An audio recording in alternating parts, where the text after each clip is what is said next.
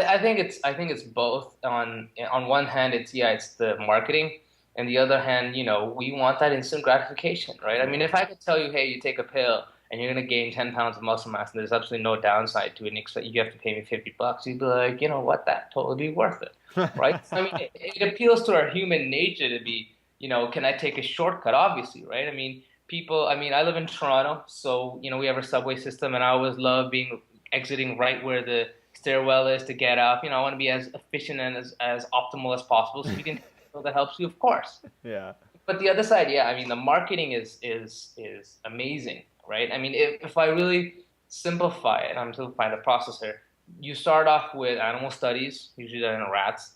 Then you do petri dish studies, human cells, right? And then you actually do in vivo, which is the full human body. And so my favorite example one to kind of crap on is glutamine, right? Glutamine is sold as a muscle builder. And in petri dishes, the more glutamine you can get into a muscle cell, the more muscle protein synthesis that happens, right? So that should mean ideally you get larger muscles. Right. But in reality, when you ingest glutamine, your intestines basically sequester it all for themselves. Your intestines love glutamine, right? It's actually glutamine is really good for your intestinal system. If you have like stomach cramps and indigestion, glutamine is actually a good thing to take. But in terms of muscle building, right, it becomes useless. Right. But here we have now one human or a few human studies that say it works for building muscle mass, and then they spend so much money marketing it. I mean, don't quote me on this, but I think the last time I read it, glutamine is a $600 million a year industry. Oh, you Good. saw my eyes light up when he Yeah, said that's exactly, right? insane. And you're like, I can't even count that high, right? I don't even have nearly enough toes and fingers and all that. That's So crazy. there's a lot of money, and they can say, hey, the more glutamine you take, the bigger your muscle cells. Here's our studies, and it's overwhelming, right? I mean, studies are overwhelming, and so it's easy to be duped into it, right? It's marketing genius. Yeah. So kind of, yeah. I mean, that's how that industry works right there. Absolutely. Well, so so what I tend to prefer to do with supplements is I tend to look at like a health perspective, and I think that's what most people should be doing is how to optimize their health. You already mentioned magnesium and zinc and vitamin D deficiencies. What are some other supplements you could recommend for just kind of like your general health? I'm a huge fan of like probiotics. I'm sometimes on the fence about fish oil, but I do like fish oil for the most part. What do you recommend? What do you think about those two? Tell us more. All right, so in terms of vitamins, the interesting thing about vitamins is they're basically based on a disease state. So the RDI of vitamin D was roughly 400 IU because if you took any less than that, you get rickets. Right.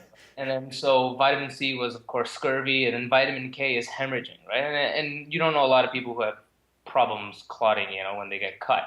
So the nice thing or the interesting thing that we found out is that, if you take vitamin D far more than 400 IUs, if you hit 2,000 IUs, right, it has implications in bone health and whatnot. And the interesting one, so yeah, so we're recommending vitamin D for sure. But the interesting one that doesn't get a lot of press is vitamin K.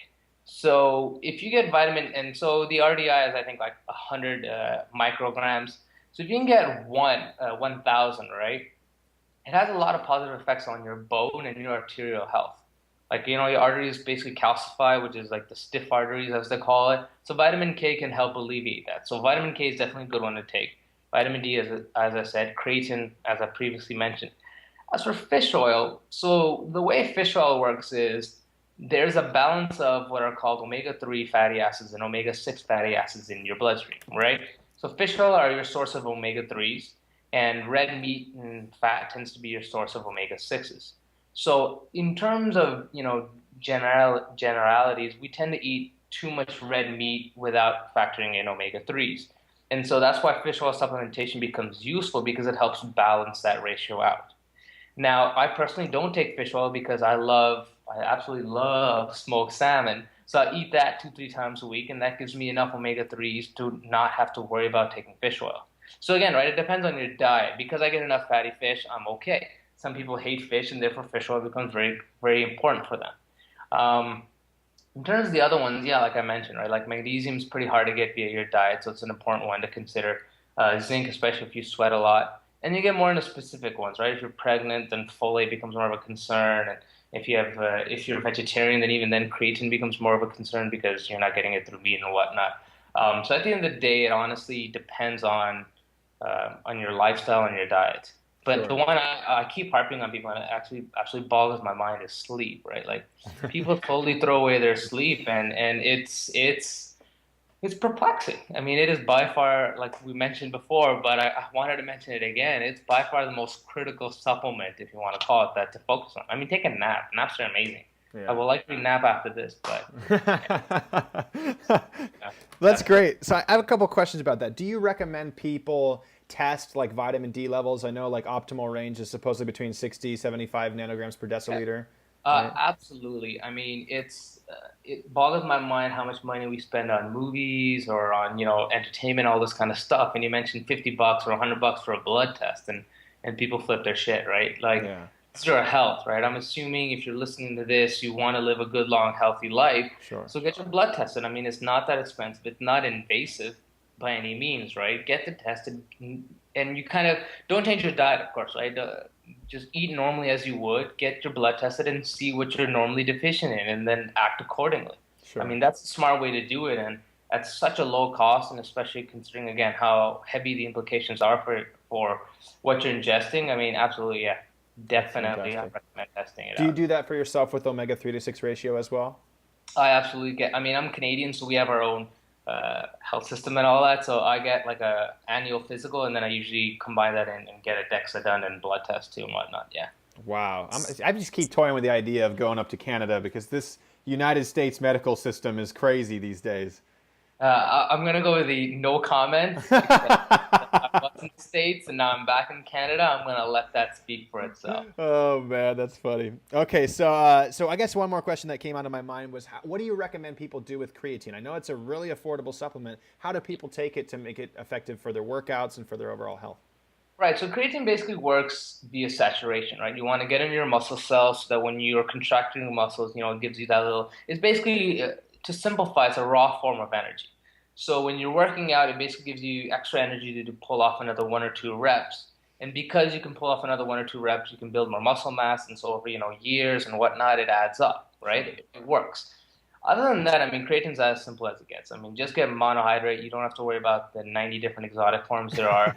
Micronized could be nice because it dissolves nicer, but it's tasteless. Don't worry about pills. That's an extreme waste of money.